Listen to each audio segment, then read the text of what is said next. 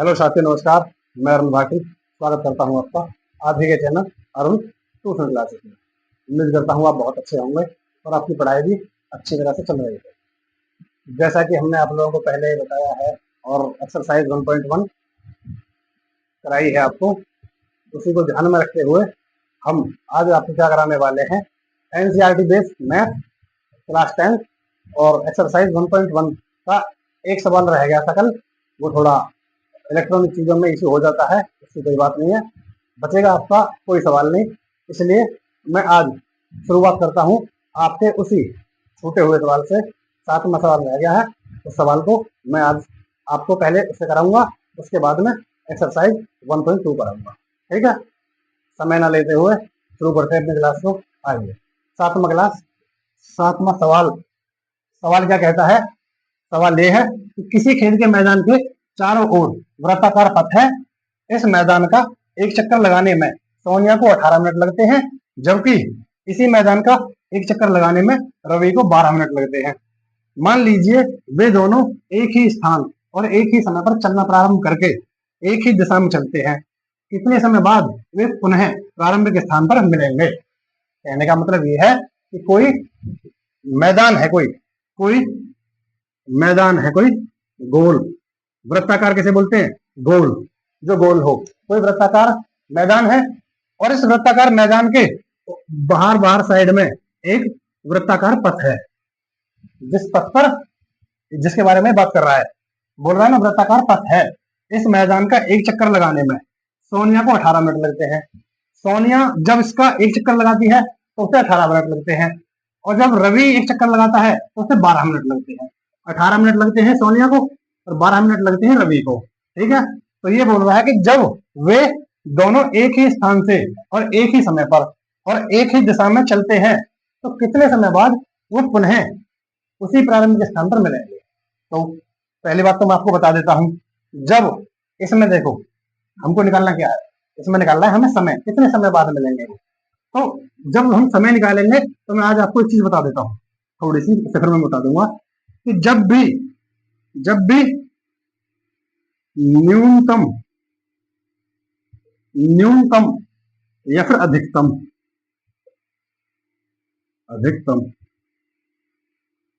न्यूनतम, जब भी आपको इसमें देखो समय निकालना है ना समय।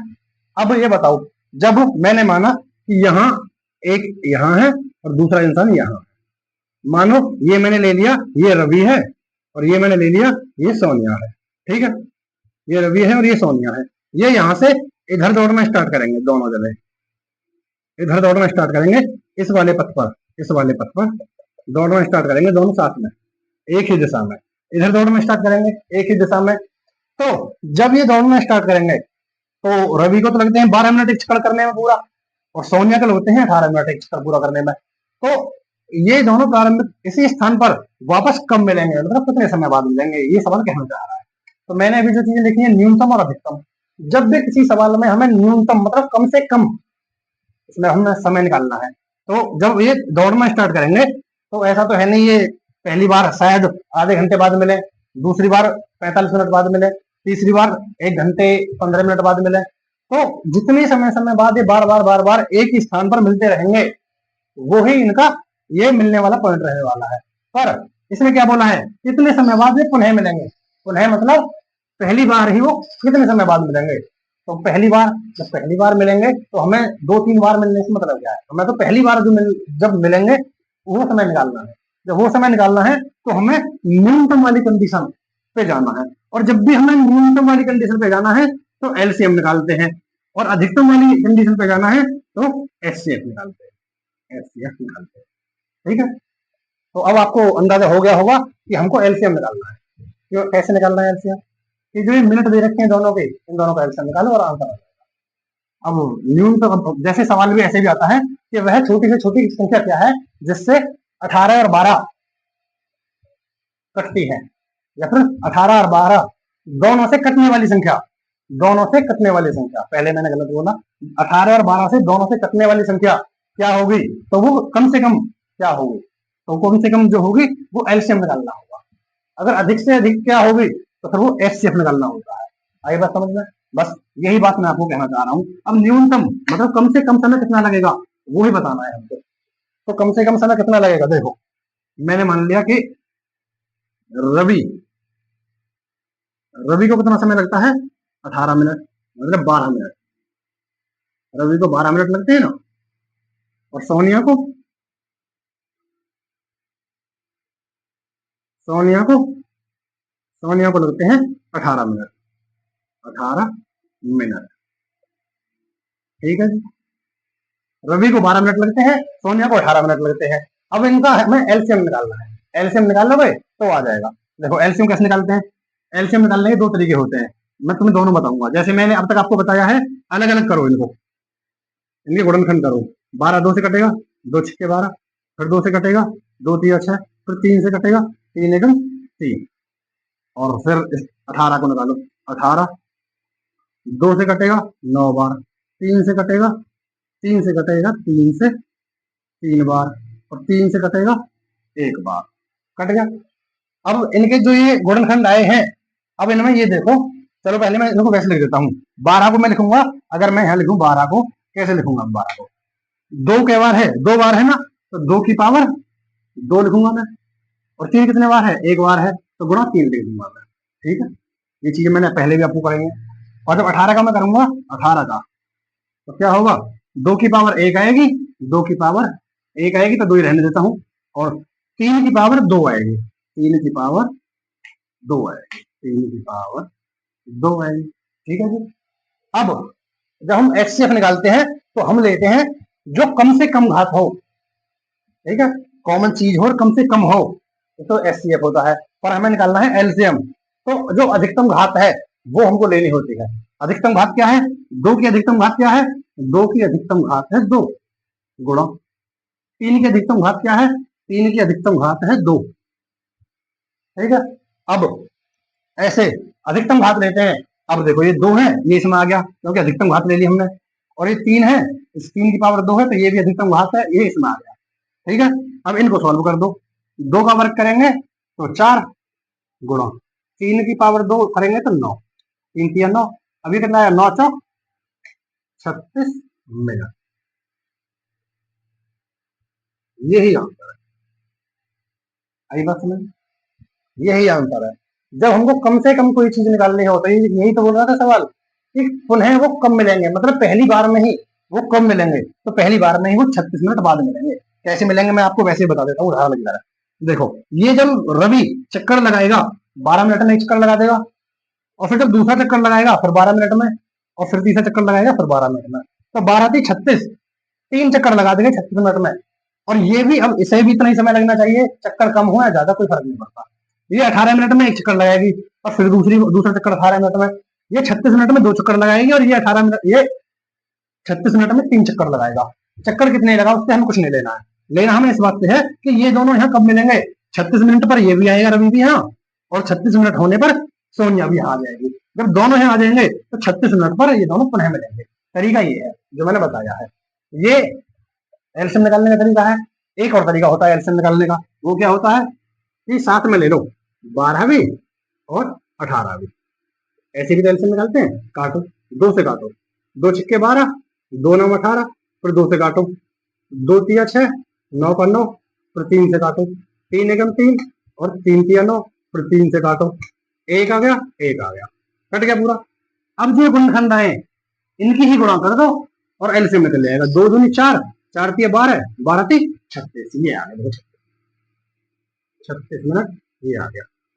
अब कहोगे ये आसान है, जो आपकी मर्जी, जैसा आपकी इच्छा हो ऐसा कर सकते हो।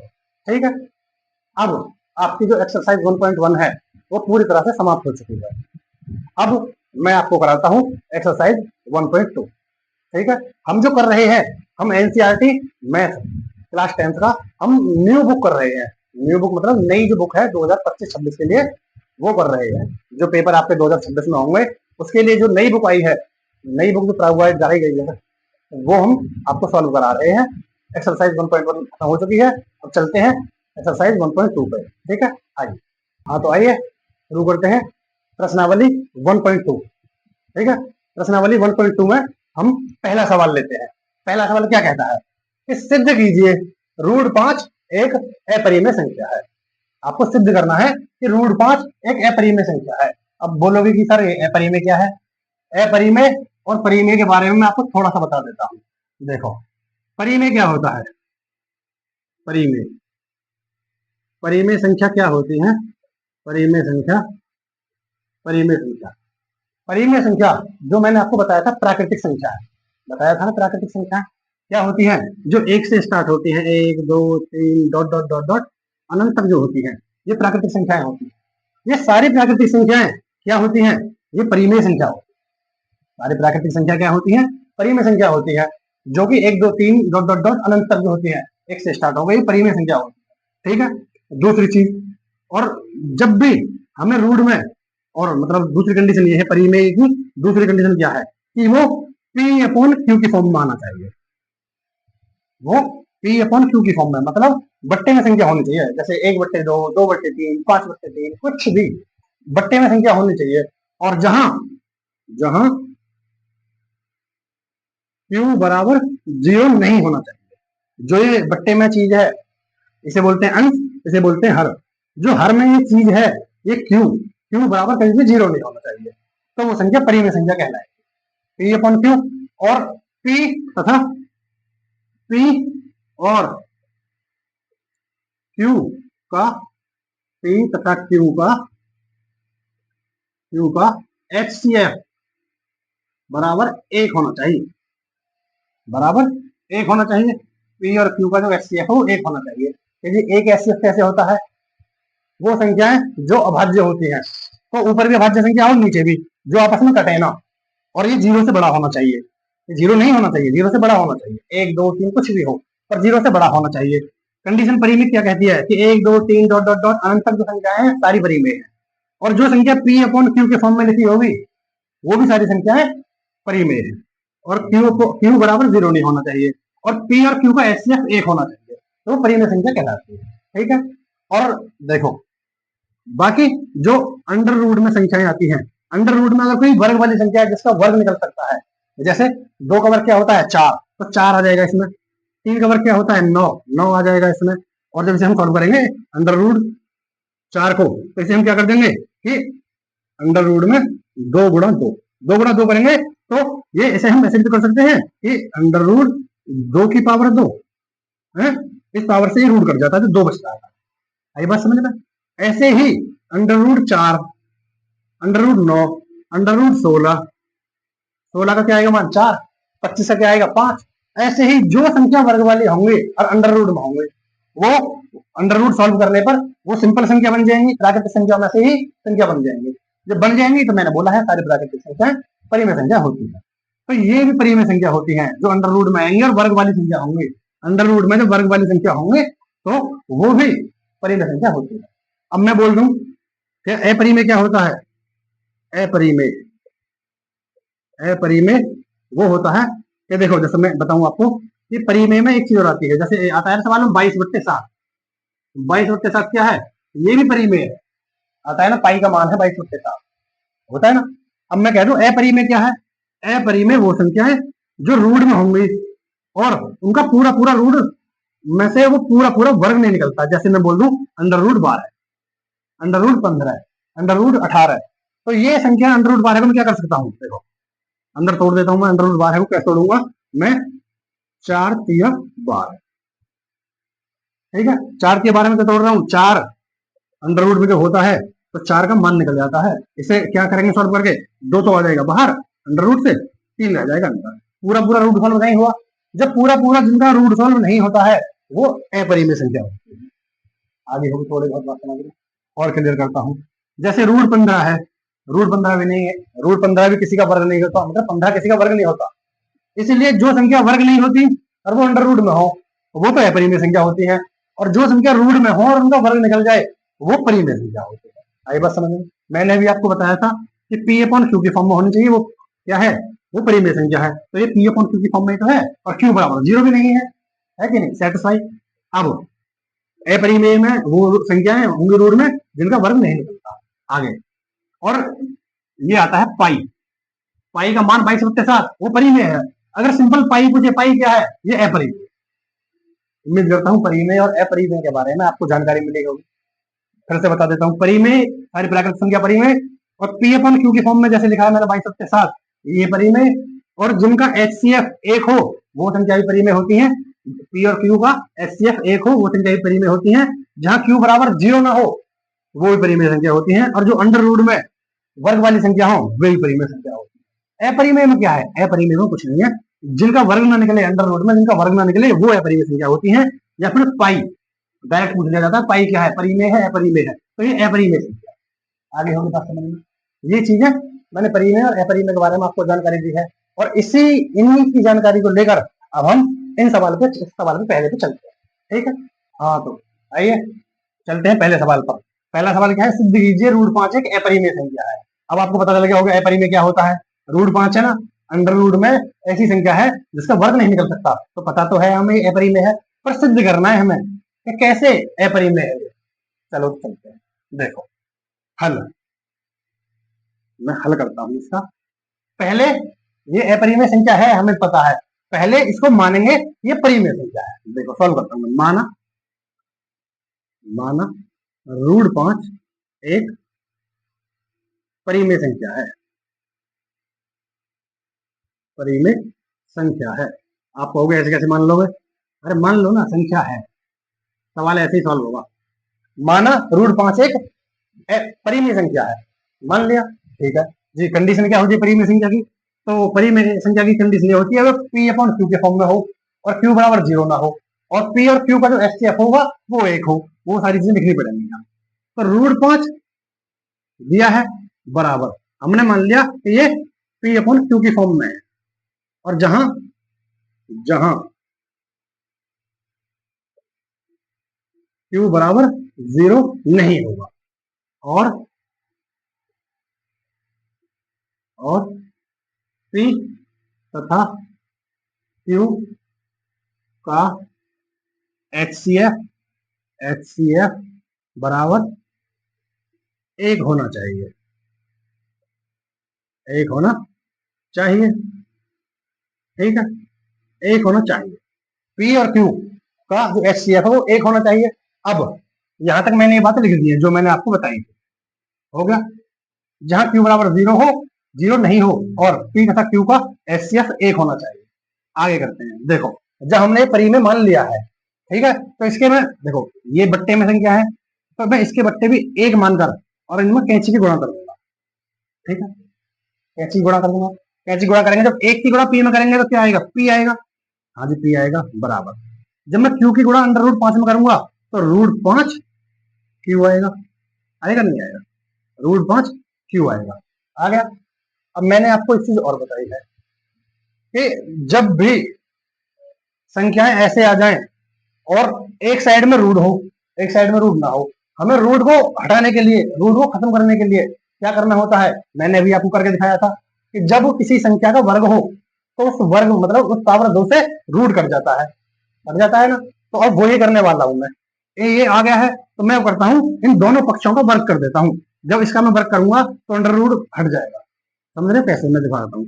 दोनों पक्षों का वर्ग करने पर, इसके पीछे लिख देता हूँ, दोनों पक्षों का वर्ग करने पर, वर्ग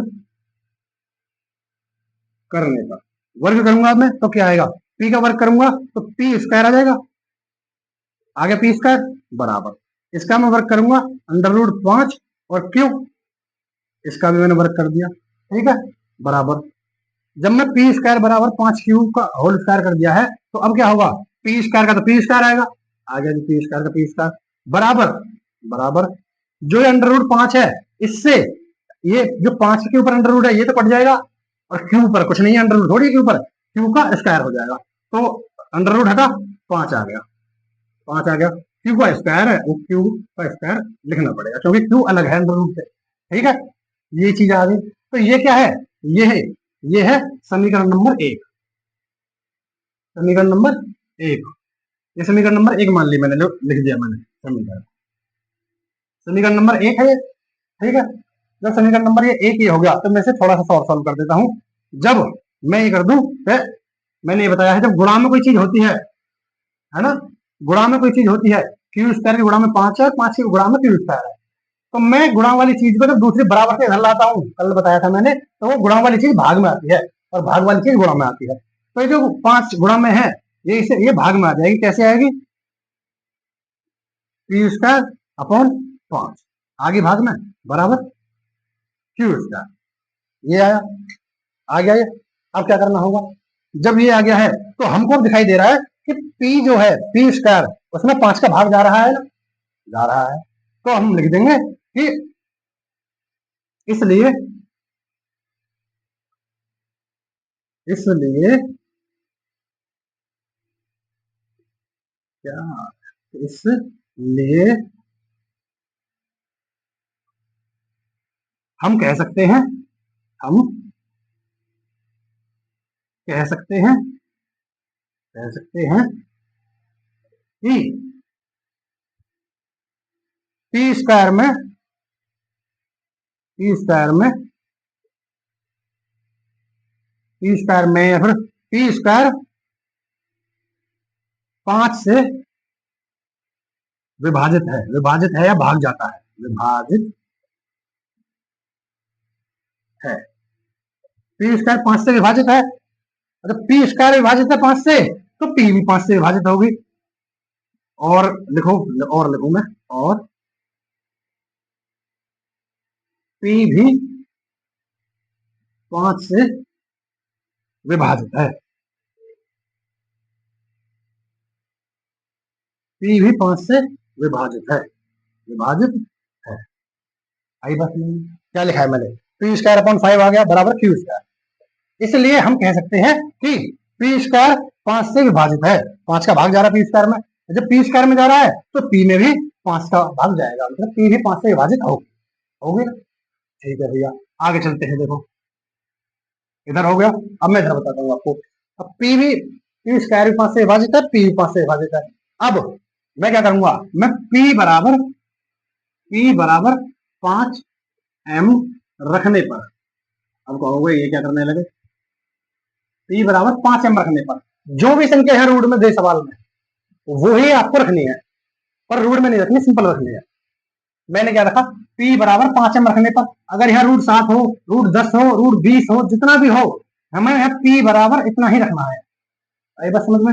ये सारा सवाल ऐसे ही होगा, और यहाँ वो चीज रखनी होगी जो यहाँ होगी, बस रूट नहीं रखना है। तो पी बराबर 5 एम रखने पर, ठीक है। अब मैं लिख देता हूं पी का मान समीकरण 1 में रखने पर, 1 में रखने पर। समीकरण 1 क्या है? समीकरण 1 देखो हमने यहां बनाई थी, ये रही समीकरण 1, पी स्क्वायर बराबर 5 क्यू स्क्वायर। ये क्या है? ये समीकरण 1 है, तो लिखो समीकरण 1। तो पी स्क्वायर बराबर 5 क्यू स्क्वायर, 5 क्यू स्क्वायर, ये समीकरण 1 है। अब पी का मान समीकरण 1 में रखेंगे। पी का मान क्या है? मैं अभी रखा था 5 एम, तो पी की जगह मैं रखूंगा 5 एम बराबर, यहां लिख देता हूँ 5 एम, और स्क्वायर इसका है तो स्क्वायर इसका भी करना पड़ेगा। पी की जगह आया है 5 एम, ये रहा पी बराबर 5 एम रखने पर, तो पी की जगह मैंने 5 एम रखा, स्क्वायर है तो स्क्वायर कर दिया, होल स्क्वायर बराबर, ये ऐसे लिखना पड़ेगा 5 क्यू स्क्वायर। करो सॉल्व। अब देखो 5 का वर्ग होगा 25, एम का स्क्वायर एम स्क्वायर, तो 25 एम स्क्वायर, 25 एम स्क्वायर बराबर क्या आएगा? 5 क्यू स्क्वायर। 5 से 25 कट जाएगा 5 बार, बचा क्या? बचा क्या? 5 एम स्क्वायर बराबर क्यू स्क्वायर। आ गया ये 5 एम स्क्वायर बराबर क्यू स्क्वायर। अब देखो ये गुणा में है 5, इसमें 5 गुणा में है, अब इसे हम भाग में ले जाएंगे, तो क्या करने वाले हैं हम? एम स्क्वायर बराबर क्यू स्क्वायर अपॉन 5, आ गया, गुणा वाली चीज भाग में चली गई। अब यही कंडीशन आ गई जो इसमें, जो यहाँ पी के साथ थी कंडीशन, वो ही उधर आ गई है। अब इसमें भी लिखना पड़ेगा, यही चीज लिखनी पड़ेगी। इसलिए हम कह सकते हैं कि क्यू स्क्वायर, देखो ये आ गया ना, क्यू स्क्वायर 5 से विभाजित होता है ना, देखो क्यू स्क्वायर 5 से विभाजित होता है। वही सेम चीज जो यहाँ लिखी है, यही सेम चीज यहाँ लिखी है, सेम है, सेम सेम है, यही चीज हमको वहां लिखनी है। पर लेकिन पी की जगह, पी स्क्वायर की जगह क्यू स्क्वायर लिखना है, ठीक है। पी स्क्वायर की जगह क्यू स्क्वायर लिखना है। क्या लिखना है? ये लिखना है यहाँ पे। इसलिए हम कह सकते हैं कि पी क्यू स्क्वायर, इसलिए हम कह सकते हैं कि क्यू स्क्वायर 5 से विभाजित है। अगर 5 से क्यू स्क्वायर विभाजित है और तो फिर क्यू भी 5 से विभाजित होगा। जब पी स्क्वायर विभाजित थी यहाँ 5 से, यहाँ क्यू स्क्वायर विभाजित है 5 से, तो अब आपको पता होगा कि जब दो संख्याएं किसी एक संख्या से विभाजित होती है, जैसे मैं आपको बता दूं ये 12 है और 6 है, 6 नहीं मैं 8 बोल दूं, 12 है और 8 है, ये दोनों किससे विभाजित होती है? ये 2 से भी होती है, और मतलब बड़ी से बड़ी ये 4 से विभाजित होती है। 4 तिया 12, 4 दूनी 8, तो जो 4 से जिससे विभाजित हो रही है वो इनका एचसीएफ होगा। होगा नहीं होगा? हाँ जी होगा। अब यही बात इसमें ध्यान रखनी है, यही बात इसमें ध्यान रखनी है कि पी स्क्वायर बराबर 5 आया, पी स्क्वायर अपॉन 5 आया था, पी स्क्वायर में 5 का भाग जा रहा था और पी में भी, और क्यू स्क्वायर में 5 का भाग जा रहा है, जा रहा है ना, और क्यू में भी जाएगा। तो हम क्या कहेंगे? इसलिए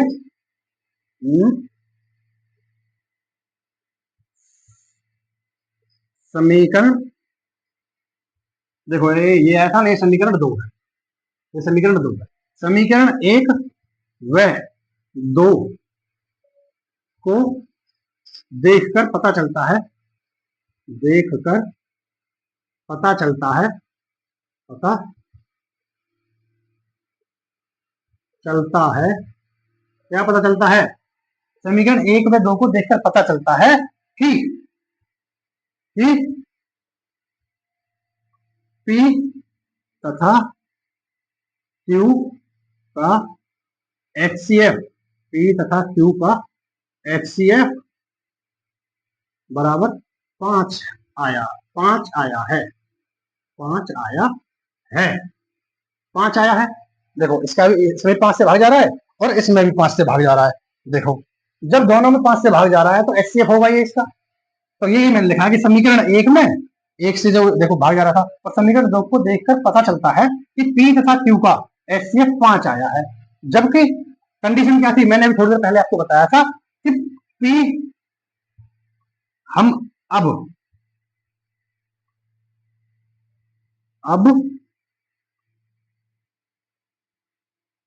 पी तथा क्यू का एचसीएफ बराबर 1 नहीं आया है, नहीं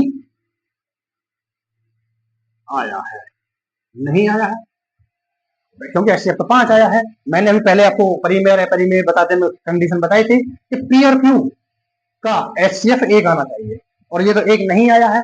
जब 1 नहीं आया है तो अब हम कह सकते हैं कि अतः, अब हम कह सकते हैं कि जब पी और क्यू का मान 1 नहीं आया है तो क्या होगा? अब इससे पता चलता है, इससे पता चलता है, पता चलता है कि अंडर रूट 5 एक अपरिमेय संख्या है, अपरिमेय संख्या है, अपरिमेय संख्या है। बस हो गया सवाल, ये सवाल। अब कहोगे बहुत लंबा है, हाँ लंबा है, थोड़ा बहुत लेंथी है, पर आसान है, करोगे तो कोई परेशानी नहीं है। देखो मैं आपको दोबारा बता देता हूँ जल्दी से। सिद्ध कीजिए रूट 5 एक अपरिमेय संख्या है। माना रूट 5 एक परिमेय संख्या है, मानना है अपनी तरफ से कि हमने मान लिया कि रूट 5 एक परिमेय संख्या है, और परिमेय संख्या कंडीशन क्या कहती है कि अंडर रूट 5 बराबर पी अपन क्यू होना चाहिए, और जहां क्यू बराबर 0 हो और पी तथा क्यू का एचसीएफ 1 होना चाहिए, जब भी होगी परिमेय। ठीक है, अब P बराबर, इनकी कैंची गुणा कर दो, नीचे 1 माना, कैंची गुणा की, तो 1 की गुणा जब P में करेंगे तो P बराबर अंडर रूट 5 के गुणा हो जाएगी अंडर रूट 5 क्यू। फिर जब अंडर रूट हटाना होता है हमें, तो दोनों पक्षों का वर्ग करने पर वर्ग किया तो पी स्क्वायर बराबर, अब पूरे अंडर रूट 5 क्यू का पूरा होल स्क्वायर कर दिया बराबर पी स्क्वायर, तो आ जाएगा अंडर रूट कट जाएगा इससे होल स्क्वायर से, और क्यू पे लग जाएगा स्क्वायर। ठीक है, पी स्क्वायर बराबर 5 की स्क्वायर, समीकरण 1 बना दिया हमने। और जब गुणा की चीज हम भाग में लेके जाएंगे तो पी स्क्वायर अपॉन 5 बराबर क्यू स्क्वायर। जब पी स्क्वायर में 5 से भाग जा रहा है तो हमने यही लिखा है, इसलिए हम कह सकते हैं कि पी स्क्वायर 5 से विभाजित है और पी भी 5 से विभाजित होगी। जब पी स्क्वायर विभाजित है तो पी भी तो होगी ना विभाजित, 5 से, ठीक है। वही बात मैं अब जब यहाँ तक हो गया, फिर मैंने कहा है p बराबर 5m रखने पर। 5m कहाँ से रखा है, m अपने पास से रखा है, पर लेकिन जो अंडर रूट में जो पूछा है वही चीज हमको यहाँ रखनी है, तो 5 लिख दिया मैंने, बस अंडर रूट लगाना। p बराबर 5m रखने पर p का मान समीकरण 1 में रखने पर, समीकरण 1 क्या है, ये रही समीकरण 1, p स्क्वायर बराबर 5q स्क्वायर, p स्क्वायर बराबर 5q स्क्वायर बराबर, अब p की जगह लिखा मैंने 5m और स्क्वायर लिख दिया स्क्वायर बराबर 5q स्क्वायर, ठीक है जी। 5 का जब वर्ग खोलेंगे तो 5 पंजे 25m स्क्वायर, 25m स्क्वायर बराबर 5q स्क्वायर, ऐसे ही कर दिया। 5 से 25 कट जाएगा 5 बार बराबर, फिर बचेगा क्या, 5m स्क्वायर, 5m स्क्वायर बराबर q स्क्वायर बराबर q स्क्वायर। ये समीकरण 2 हो गया, ठीक है। अब मैंने आपको बताया है कि गुणा वाली चीज भाग में चली जाती है दूसरी तरफ। अब मैंने m स्क्वायर, ये m स्क्वायर यहाँ लिया, और गुणा वाली 5 जो है ये मैंने भाग में लगा दी, q स्क्वायर अपन 5, ठीक है। अब q स्क्वायर में भी 5 से भाग जा रहा है, जब q स्क्वायर में भी 5 से भाग जा रहा है तो सेम है जैसे ये लिखा हुआ है, इसलिए हम कह सकते हैं कि q स्क्वायर 5 से विभाजित है, और जब q स्क्वायर 5 से विभाजित है तो q भी 5 से विभाजित होगा, ठीक है। समीकरण 1 व समीकरण 2 को देखकर पता चलता है, इसे और इसे देखकर पता चलता है, इसे और इसे देखकर पता चलता है कि p तथा q का एचसीएफ 5 आया है, क्योंकि 5 से भाग इसमें भी जा रहा है और इसमें भी जा रहा है। जब दो संख्याओं में किसी एक संख्या से भाग चला जाए तो वो संख्या उनका एचसीएफ कहलाती है। जब इसमें भी 5 का भाग जा रहा है, इसमें 5 का भाग जा रहा है, तो समीकरण 1 व 2 को देखकर पता चलता है कि p तथा q का एचसीएफ 5 आया है। अब p तथा q का एचसीएफ 1 नहीं आया, 1 नहीं आया है, कंडीशन में लिखी थी कि p तथा q का एचसीएफ 1 आना चाहिए, 1 नहीं आया है। इससे पता चलता है कि √5 एक परिमेय संख्या है। आगे बात समझना, ये सवाल है, बहुत अच्छा सवाल है, अगर चाहो तो लो स्क्रीनशॉट भी ले सकते हो, ठीक है। चलो शुरू करते हैं अगला सवाल। चलिए अगले सवाल पर चलते हैं। अगला सवाल क्या है, अगला सवाल एक मैंने करा दिया है आपको, एक्सरसाइज 1.2 का पहला सवाल मैंने आपको करा दिया है √5 का। अब दूसरा सवाल क्या है, सिद्ध कीजिए कि 3 + 2√5 एक अपरिमेय संख्या है, ठीक है। ऐसा ही सवाल पहला था, ऐसा ही ये है, थोड़ा अंतर है। वो अंतर क्या है देखो मैं बताता हूँ। पहले जब हम करेंगे हल, हल तो हल करेंगे तो क्या करेंगे, मानते हैं इसमें अपनी तरफ से, माना 3 + 2√5 एक परिमेय संख्या है, एक परिमेय संख्या है, ये लिखा हमने पहले, एक परिमेय संख्या है, ठीक है। जब परिमेय संख्या होगी तो फिर p/q की फॉर्म में लिखेंगे। पहले इसे लिखूं 3 प्रश्नानुसार, प्रश्नानुसार, प्रश्नानुसार, प्रश्नानुसार क्या है कि 3 + 2√5 बराबर, ये एक परिमेय संख्या माननी है तो हमने p/q होगा, होगा p/q, ठीक है, p/q होगा। और जहां मैंने ये बताया था, जहां q बराबर 0 नहीं होगा तथा p और q का एचसीएफ 1 होगा, ये बताया था मैंने, p बराबर 0 नहीं होगा। अब मैं करता हूं, जब मैंने ये कर दिया है तो इसके बट्टे 1 मान के कैंची गुणा करेंगे, हाँ ये कैंची गुणा करेंगे, करो कैंची गुणा, तो क्या आएगा, ये 1 की गुणा जब 3 करेंगे तो p बराबर, ये क्या आएगा, 3 + 2√5 और यहाँ आ जाएगा q, गुणा में q आ गया, ठीक है जी। अब क्या करने वाले हैं हम, देखो जब भी गुणा वाली चीज हमेशा भाग में जाती है, ये प्लस में है इसके बारे में मत सोचो, ये गुणा में है, अभी गुणा की थी हमने, लो गुणा का चिन्ह भी लगा दूं, ये गुणा में है। गुणा वाली चीज हमेशा बराबर से जब इधर जाएगी, पक्षांतर करना बोलते हैं इसे, दूसरी साइड जाएगी तो वो किस में आएगी, वो भाग में आएगी। गुणा वाली चीज दूसरी तरफ भाग में आती है, तो मैं क्या करता हूँ, p/q आ गया बराबर 3 + 2√5, ठीक है। अब प्लस वाली चीज जब बराबर से इधर लाएंगे, पक्षांतर करेंगे तो माइनस में आएगी, तो क्या करूंगा मैं, p/q, p/q -3, -3 और बराबर, बराबर 2√5, 2√5। आगे यहाँ तक बात समझ में आगे होगी। आगे बताता हूं मैं आपको, देखो आगे क्या है, आगे क्या है, जब p/q -3 लिखो, p/q -3 ये आ गया। अब देखो ये दो भी गुणा में है, 2√5 है ना, जिनके बीच में कोई चिन्ह नहीं होता वहां गुणा होता है अपने आप ही, ये भी गुणा में है, तो जब ये चीज गुणा में है और हम इधर लाएंगे तो ये भी भाग में आएगी। अब ये आ जाएगी भाग में, तो 2 आ जाएगी इसके पूरे के पूरे बट्टी में, ये आ गई, आ गया। तो पी अपॉन क्यू माइनस 3 था, पी अपॉन क्यू माइनस 3 था, गुणा में 2 था, ये भाग में आ गया और बराबर बराबर √5 बचा, बराबर √5 बचा। ये अब देखो क्यू पी अपॉन क्यू के फॉर्म में है और बट्टे में जो हर है जो ये 0 नहीं है। देखो जहां क्यू अपॉन बराबर 0 नहीं होना चाहिए तो क्यू भी 0 में नहीं है, ये पूरा ऊपर ना पी मान लो, ऊपर पी अपॉन क्यू, क्यू 0 नहीं है। अब ये क्या है, तो ये परिमेय संख्या है, परिमेय लिख दू मैं, पी अपॉन क्यू माइनस 3/2 एक परिमेय संख्या है, परिमेय संख्या है, संख्या है तथा √5 एक अपरिमेय संख्या है,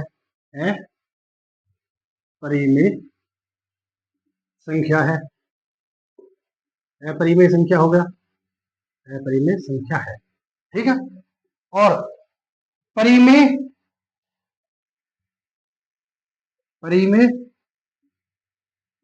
बराबर अपरिमेय, अपरिमेय परिमेय संख्या बराबर अपरिमेय संख्या कभी नहीं आ सकती, ध्यान रखना इस बात को। परिमेय संख्या बराबर अपरिमेय संख्या असंभव है, ये कभी नहीं आ सकती, असंभव है, असंभव है, ये कभी नहीं आ सकती, ठीक है। और जब नहीं आ सकती तो हम, जब नहीं आ सकती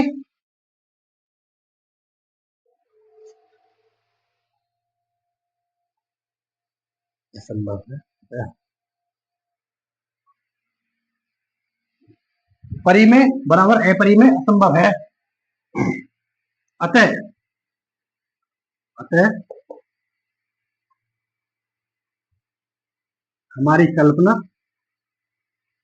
कल्पना बोलो या जो हमने माना था, कल्पना या जो हमने माना था, हमारी कल्पना या फिर जो हमने माना था, माना था, माना था वो गलत है, वो गलत है। हमने परिमेय माना था ना इससे पहले, तो वो गलत है, तो गलत है तो हम कह सकते हैं, हम कह सकते हैं, कह सकते हैं है कि क्या है, 3 + 2 √5, 2 √5 अपरिमेय संख्या है, अपरिमेय संख्या है, संख्या है। हो गया सवाल, बस यही करना था। ये आसान है पहले वाले से, हाँ जी ये आसान है, पहला वाला थोड़ा हार्ड है। बाकी अब दूसरा सवाल ये हो गया है, बाकी 3 पॉइंट, तीसरे सवाल के 3 पॉइंट हैं, वो भी इसी तरह होने, बिल्कुल बिल्कुल डिक्टो इसी तरह होने हैं। दोबारा बता देता हूँ मैं आपको, सिद्ध कीजिए 3 + 2 √5 एक अपरिमेय संख्या है, ठीक है जी। अब जब हम पहले, जब अपरिमेय संख्या है इतना तो बता दिया, हम पहले मानेंगे, माना 3 + 2 √5 एक परिमेय संख्या है, ठीक है जी, मान लिया। तो परिमेय संख्या कंडीशन कहती है पी अपॉन क्यू के फॉर्म में हो और जहां क्यू बराबर 0 ना हो, और उनका एचसीएफ, पी और क्यू का एचसीएफ 1 होना चाहिए। तो जब मैंने ये बराबर पी अपॉन क्यू जहां क्यू बराबर 0 ना हो, बट्टे 1 करके, जब इधर बट्टे में संख्या इधर भी बट्टे में करनी पड़ेगी, तो बट्टे 1 ले लो, 1 तो ले सकते हो ना, बराबर में पी अपॉन क्यू है तो कैंची गुणा कर दो, 1 की गुणा की मैंने पी में तो पी आ गया, बराबर इसकी गुणा की मैंने क्यू में तो ऐसे ही उतारा पहले ये, और गुणा क्यू, ऐसे लिख दिया मैंने, ठीक है। अब मैंने आपको बताया है कि बराबर से जब इधर लाते हैं, इधर से इधर ले जाते हैं, तो बराबर से इधर गुणा वाली चीज दूसरी तरफ भाग में आती है, तो ये गुणा वाली चीज मैंने इधर भाग में ले ली और बराबर 3 + 2 √5 ये नहीं आ गया। अब देखो मैंने ये बताया है आपको कि प्लस वाली चीज माइनस में जाती है, दूसरी तरफ माइनस वाली चीज प्लस में जाती है। अब जब ये आ गया तो मैंने क्या किया है, पी अपॉन क्यू प्लस वाली चीज को मैंने इधर माइनस में ले लिया, -3 बराबर 2 √5, ठीक है। यहां तक समझ में आ गया होगा, आगे चलो। अब ये भी गुणा में है, 2 √5 है ना, तो ये भी गुणा में है, दो भी। अब ये दो जो है ये गुणा में है, तो ये जब इधर आएगा बराबर से तो ये भाग में आ जाएगा, तो ये किया मैंने पी अपॉन क्यू -3/2 आ गया, और बराबर बचा क्या, √5 बचा, खाली √5 लिख दिया।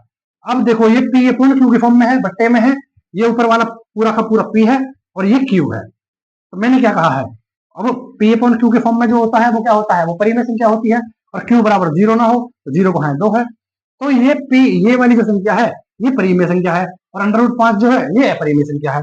तो पी अपॉन क्यू -3/2 एक परिमेय संख्या है तथा √5 एक अपरिमेय संख्या है। और परिमेय बराबर परिमेय संख्या हो और उसके बराबर में अपरिमेय संख्या हो तो ये हो नहीं सकता, ये असंभव है। जब असंभव है तो अतः हमारी कल्पना या फिर जो हमने माना था कि परिमेय संख्या है वो हमारा मानना गलत है। इसलिए हम कह सकते हैं कि 3 + 2√5 अपरिमेय संख्या है। आ गया होगा बात समझ में? चाहो तो स्क्रीनशॉट ले सकते हो और चलते हैं अगले सवाल पर चलते हैं। ठीक है, चलो आइए चलते हैं अगले सवाल पर। तीसरा सवाल क्या कहता है? सिद्ध कीजिए निम्नलिखित संख्याएं, निम्नलिखित मतलब जो नीचे लिखी हुई है, निम्नलिखित संख्याएं अपरिमेय संख्याएं हैं।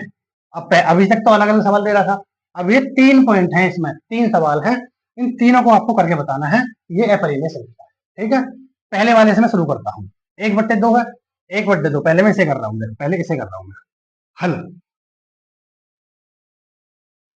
हल करते हैं तो क्या लिखते हैं हम सबसे पहले? अपरिमेय संख्या है तो माना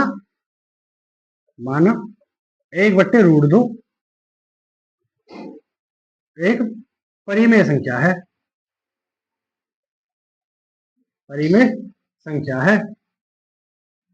ठीक है, एक परिमेय संख्या है, लिख लिया हमने, मान लिया हमने कि एक परिमेय संख्या है। तो 1/√2 बराबर P/Q, P/Q, और जहां Q बराबर 0 नहीं होना चाहिए। आगे बात समझ लो, तो कर दो कैंची की गुणा, इनके बीच में कैंची गुणा करते हैं, बताया था मैंने आपको। तो Q, एक की गुणा Q में करेंगे तो Q बराबर √2P आ गया, √2P आ गया। अब मैंने आपको बताया है कि जब गुणा में जो चीज होती है वो भाग में आ जाती है, तो मैं आगे कैसे करूंगा? देखो, Q/P बराबर √2, ये क्या है? आगे कोई बात, P/Q या Q/P क्या है? एक परिमेय संख्या है, होती है ना परिमेय संख्या। बट्टे में जो भी संख्या होगी, ये नहीं है कि Q तो ऊपर पहुंच गया P नीचे आ गया, इससे कोई फर्क नहीं पड़ता। बट्टे में जो संख्या हो वो परिमेय संख्या कहलाती है। बराबर √2 आ रहा है, √2 आ गया तो P मैंने गुणा में से भाग में ले ली तो बराबर 2 आ रहा है। ठीक है, हाँ जी। अब देखो आ गया, अब ये क्या है? Q/P, Q/P एक परिमेय संख्या है, एक परिमेय संख्या है तथा √2 एक अपरिमेय संख्या है, अपरिमेय संख्या है, अपरिमेय संख्या है कि नहीं? अपरिमेय संख्या है क्योंकि इसका भी वर्ग नहीं निकलता, तो अपरिमेय संख्या है। तो हम क्या लिखेंगे? अपरिमेय संख्या है तो हमारी कल्पना या मान गलत है। जो हमने कल्पना की थी कि परिमेय मान लेते हैं या फिर हमने जो माना था वो गलत है, इसलिए कह सकते हैं, इसलिए इससे पता चलता है, पता नहीं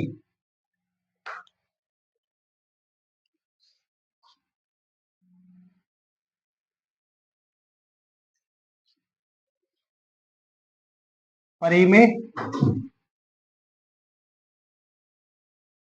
बराबर अपरिमेय, अपरिमेय असंभव है, असंभव है, असंभव है। अभी जैसे मैंने पहले सवाल में बताया था कि देखो परिमेय संख्या आ रही है P/Q बराबर में √2 आ रहा है, √2 क्या है? एक अपरिमेय संख्या है। ठीक है भैया, तो परिमेय बराबर अपरिमेय संख्या है तो ये असंभव है, परिमेय के सामने या बराबर में अपरिमेय संख्या नहीं हो सकती, ये दोनों संख्या बराबर नहीं हो सकती। इसलिए अब मैं कह देता हूं, इससे पता चलता है, इससे पता चलता है, पता चलता है कि 1/√2 एक अपरिमेय संख्या है, अपरिमेय संख्या है। इससे पता चलता है, फिर इससे सिद्ध होता है कि 1/√2 एक अपरिमेय संख्या है। ठीक है, यही बात है, वही मैंने जो पहले किया था वही क्या है कि 1/2 वाला सॉल्व, 1/√2 वाला सॉल्व क्या है, माना 1/√2 एक परिमेय संख्या है, तो 1/√2 बराबर पी अपॉन क्यू होना चाहिए, जहां क्यू बराबर 0 नहीं होना चाहिए। क्यू बराबर, अब देखो मैंने कैसी गुणा कर दी, एक की गुणा क्यू में करी तो क्यू आ गया, और √2 की गुणा पी में करी तो √2 पी आ गया। ठीक है, गुणा की चीज भाग में आती है तो क्यू अपॉन पी आ गया, क्यू अपॉन पी आ गया, क्यू अपॉन पी आ गया, ये मैंने यहाँ किया है, बराबर क्यू अपॉन पी आ गया, √2 का √2 ऐसे ही बचा। अब देखो ये एक परिमेय संख्या है, पी अपॉन क्यू की फॉर्म में है, बट्टे में संख्या है, परिमेय संख्या है, और बराबर में अपरिमेय संख्या है। मैंने क्या लिखा, क्यू अपॉन पी एक परिमेय संख्या है तथा √2 एक अपरिमेय संख्या है। परिमेय संख्या बराबर अपरिमेय संख्या बराबर कभी नहीं हो सकती, तो इसलिए ये असंभव है। इससे पता चलता है या फिर इससे सिद्ध होता है कि 1/√2 एक अपरिमेय संख्या है। आगे होगी बात समझ में, ये पहला पॉइंट है इसका। अब चलते हैं दूसरे पॉइंट की तरफ। ठीक है, चलते हैं दूसरे पॉइंट की तरफ, पहला मैंने मिटा दिया है इसलिए इधर से। दूसरा पॉइंट क्या है, अब मैं वही बात, हल हल करो जी, हल हो गया। क्या करना है कि माना माना 7√5 एक परिमेय संख्या है, वही चीज है बिल्कुल, परिमेय संख्या है, परिमेय संख्या है। ठीक है, माना 7√5 एक परिमेय संख्या है। जब परिमेय संख्या है तो क्या करते हैं हम, प्रश्नानुसार क्या करते हैं हम कि 7√5 बराबर पी अपॉन क्यू, यही करते हैं, पी अपॉन क्यू, और जहां क्यू बराबर 0 नहीं होना चाहिए। आगे बात समझना। अब क्या करने वाले हैं, बट्टे एक लेके कैंची गुणा कर देंगे, वही चीज है जो कर रहे हैं हम। कर दो कैंची गुणा, एक की गुणा जब मैं पी में करूंगा तो पी आ जाएगा, बराबर 7√5 की गुणा जब मैं क्यू में करूंगा तो 7√5, और गुणा में क्यू आ जाएगा। क्यू भी लिख सकते हैं डायरेक्ट, डायरेक्ट क्यू भी लिख सकते हैं, गुणा का चिन्ह ना भी लगाओ, डायरेक्ट क्यू भी लिख सकते हैं। ठीक है, ये आ गया।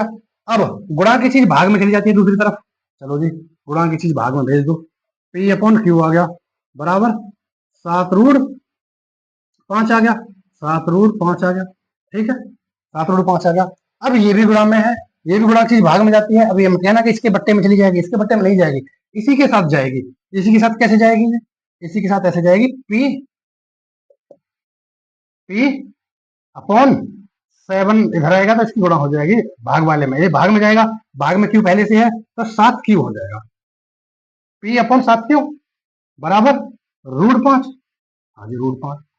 अब देखो ये पी अपॉन 7 क्यू ये क्या है, ये एक परिमेय संख्या है और ये एक अपरिमेय संख्या है, तो मैं लिख देता हूं, क्या लिख देता हूं, यहां से ऐसे लाइन कर दो कि P upon 7 Q, P upon 7 Q एक परिमेय संख्या है,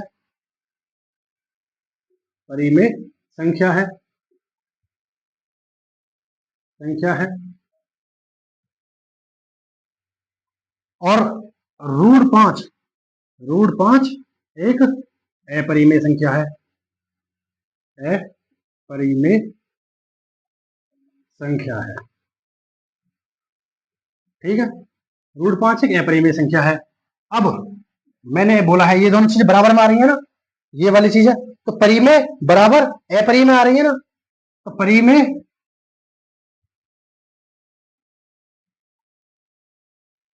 परिमेय संख्या बराबर अपरिमेय संख्या, अपरिमेय संख्या असंभव है,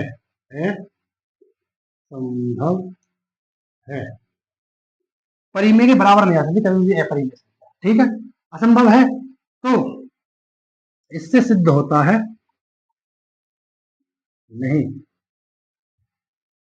इसलिए इसलिए हमारी कल्पना गलत है,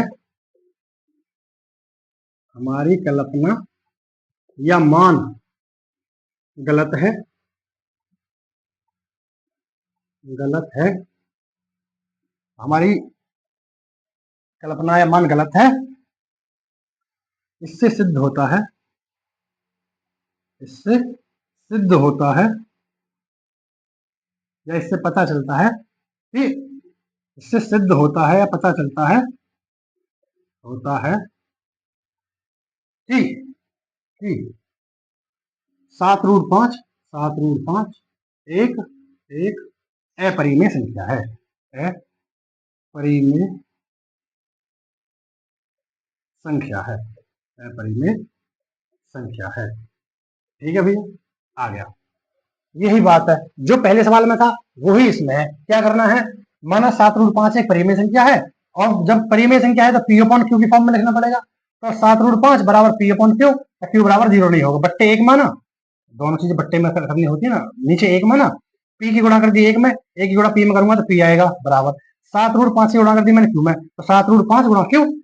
अब गुणा वाली चीज भाग में आ जाती है, तो पी अपॉन क्यू आ गया बराबर 7 रूट 5, और ये 7 है जो, ये भी गुणा में ही है, तो ये गुणा में से ये भी यही भाग में आ जाएगा, तो पी अपॉन 7 क्यू बराबर √5 आ जाएगा। ठीक है, ये परिमेय संख्या है, ये अपरिमेय संख्या है। पी अपॉन 7 क्यू एक परिमेय संख्या है, और √5 एक अपरिमेय संख्या है। परिमेय संख्या बराबर अपरिमेय संख्या असंभव है, परिमेय संख्या और अपरिमेय संख्या बराबर नहीं होती है, असंभव है, इसलिए हमारी कल्पना या मान गलत है। इससे सिद्ध होता है कि 7 √5 एक अपरिमेय संख्या है। हो गया सवाल। ठीक है, उम्मीद करता हूँ समझ में आया होगा। लो स्क्रीनशॉट ले लो चाहो तो, ले लो स्क्रीनशॉट, ले लिया। चलो चलते हैं आगे अगले सवाल पर, चलते हैं अपने लास्ट सवाल पर। लास्ट सवाल क्या है, 6 + √2 सिद्ध कीजिए कि एक परिमेय संख्या अपरिमेय संख्या है। तो सिद्ध कर रहे हैं अभी तक भी, बाकी सवाल के हैं, इसे और कर देते हैं। लास्ट सवाल है हल। हल में क्या करेंगे, माना माना 6 + √2, 6 + √2 एक परिमेय संख्या है, एक परिमेय संख्या है। हाँ जी, मान लिया परिमेय संख्या है। ओके, मान लिया।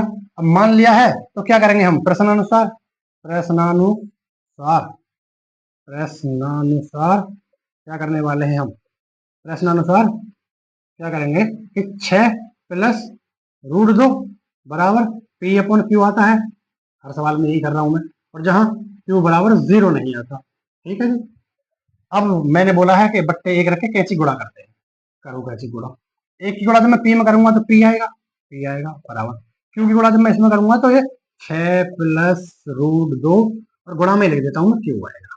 आ गया जी, आ गया। अब मैंने बोला है गुणा वाली चीज भाग में जाती है, तो पी अपॉन क्यू आएगा, पी अपॉन क्यू बराबर 6 + 2 √2 आ गया। अब एक चीज और बोली है मैंने, प्लस वाली चीज माइनस में जाती है, तो कैसे जाएगी, देखो P upon Q, P upon Q minus P upon Q minus 6 बराबर √2, √2, ये माइनस में ऐसे आ रहा है, इसके बट्टे एक कर लो, चलो मान लिया। अब इनका एलसीएम लो, यहाँ करते हैं एलसीएम लेंगे इनका, क्यू और एक का, तो क्या आएगा, क्यू आएगा एलसीएम, एलसीएम आएगा क्यू। देखो अब मैं इनका एलसीएम लेता हूँ, पी अपॉन क्यू माइनस 6/1, इन दोनों का एलसीएम लूंगा तो मैं क्या आएगा, क्यू आएगा, क्यू ले लिया मैंने एलसीएम। ठीक है जी, अब क्यू का भाग दूंगा मैं क्यू में, तो क्यू का क्यू में भाग दूंगा तो एक बार जाएगा, एक की गुणा करूंगा मैं पी में, तो एक की गुणा पी में करूंगा तो पी ही आ जाएगा, आ गया पी। फिर मैं एक का भाग करूंगा क्यू में, ये आते होंगे आपको ऐसे एलसीएम लेके, और जब हम इनको करते हैं सॉल्व, माइनस या प्लस कुछ भी आ जाए, ऐसे ही होते हैं। इन दोनों का एलसीएम लिया, क्यू आ गया। अब क्यू से जब मैं क्यू में भाग दूंगा तो एक आएगा, एक की गुणा में पी में करूंगा तो एक गुणा पी, तो पी आ जाएगा, माइनस बीच में है, हाँ जी माइनस बीच में है। अब एक का भाग दूंगा मैं क्यू में, एक का भाग क्यू में दूंगा तो क्यू भर जाएगा, क्यू भर जाएगा, क्यू की गुणा में 6 में कर दूंगा तो 6 क्यू आ जाएगा, और बराबर √2 आ जाएगा। आ गया √2। अब मैं जरा P minus 6 Q upon Q बराबर √2। तो जो ये है, ये परिमेय संख्या है, ये परिमेय संख्या है, ये ये वाली जो संख्या है ये परिमेय संख्या है, परिमेय संख्या है, परिमेय संख्या, और ये वाली जो है ये अपरिमेय संख्या है, अपरिमेय संख्या है, अपरिमेय संख्या है। ठीक है, और जब परिमेय संख्या बराबर अपरिमेय संख्या हो तो ये असंभव है, असंभव है, असंभव है, असंभव है। ठीक है, असंभव जब है तो अब क्या कहेंगे हम कि इसलिए हम कह सकते हैं, इससे, इसलिए हमारी कल्पना या मान, जो हमने माना है मान गलत है, गलत है, जो गलत है तो इससे सिद्ध होता है, सिद्ध होता है, इससे सिद्ध होता है कि संख्या क्या है, 6+√2, 6+√2 एक अपरिमेय संख्या है, एक अपरिमेय संख्या है, अपरिमेय संख्या है। ठीक है, हो गया। लास्ट सवाल था ये, एक्सरसाइज 1.2 प्रश्नावली 1.2 का लास्ट सवाल था और ये भी हो गया है। लास्ट बार समझा देता हूं मैं। देखो, माना 6+√2 एक परिमेय संख्या है, मानते हैं ना, जब ही सॉल्व होगा। माना 6+√2 एक परिमेय संख्या है और प्रश्न अनुसार 6+√2 बराबर P/Q और Q बराबर 0 नहीं होना चाहिए, ये था। बट्टे एक कैंची गुणा कर दी, बट्टे एक मानते हैं ना, अपनी तरफ से मान लेते हैं। कैंची गुणा की, एक की गुणा P में की तो P आ गया, और Q की गुणा इसमें की तो ऐसे लिखो पहले से, और गुणा Q लिख दिया। ठीक है जी। अब गुणा की चीज भाग में आती है, बराबर से जब इधर पक्षांतर करते हैं तो गुणा की चीज भाग में P/Q आ गई, बराबर 6+√2 आ गया। ओके, अब P/Q जब ये प्लस में है तो इधर आगे माइनस में आएगा, -6 आएगा, बराबर √2 बट्टे एक माना। अब बट्टे एक मान सकते हैं, यहाँ भी माना था, यहाँ भी मान सकते हैं। जहां एक साइड में बट्टे में चीज हो, P/Q की फॉर्म में हो, और दूसरी साइड में एक संख्या हो, तो उसके बट्टे एक मान सकते हैं। यहाँ भी माना था हमने एक, यहाँ भी मान लिया। अब Q और एक का एलसीएम लेंगे तो Q आएगा। अब Q का भाग जब Q में देंगे तो एक बार जाएगा, एक की गुणा P में करेंगे तो P आ जाएगा। ठीक है जी, एक का भाग देंगे हम Q में, दोनों का देते हैं नंबर से, पहले इसका भाग देते हैं इसमें एलसीएम में देते हैं, और फिर जो आए उसकी गुणा कर देते हैं ऊपर वाले। अब एक का भाग देंगे हम Q में तो Q बार जाएगा, Q की गुणा कर दूंगा मैं ऊपर वाले में 6 में, तो P-6Q आ जाएगा अपॉन Q, बराबर √2 बचेगा, खाली √2 तो बचेगा। अब ये P-6Q एक परिमेय संख्या है और √2 एक अपरिमेय संख्या है। परिमेय संख्या बराबर अपरिमेय संख्या नहीं आ सकती, इसलिए ये असंभव है। इसलिए हमारी कल्पना या मान गलत है। इससे सिद्ध होता है कि 6+√2 एक अपरिमेय संख्या है। ठीक है, चाहो स्क्रीनशॉट ले लो, लो ले लिया। चलो, अब मैं आपको बता देता हूँ। हमने एनसीईआरटी मैथ क्लास 10 का पहला चैप्टर लगभग समाप्त कर दिया है, लगभग क्या कर ही दिया है। एक्सरसाइज 1.1 हमने पूरी करा दी है, और आज हमने एक्सरसाइज 1.2 प्रश्नावली 1.2 आज हमने कंप्लीट करा दी है। उम्मीद करता हूँ कि आपको बहुत अच्छी लगी होगी क्लास। अगर आपको अच्छी लगती है तो चैनल को सब्सक्राइब कीजिए, वीडियो को लाइक कीजिए, और अपने दोस्तों को भी शेयर कीजिए, जिससे औरों का भला हो, और अपनी तैयारी को आगे बढ़ाते हुए मेहनत में कमी नहीं छोड़नी है। इसी से आपका भला होगा और हमारा भी। अब चलते हैं, विराम देता हूं मैं अपनी बातों को, और करिए अपनी तैयारी, और तैयारी को बढ़ाते हुए आगे चलते रहो। ठीक है, नमस्कार, धन्यवाद।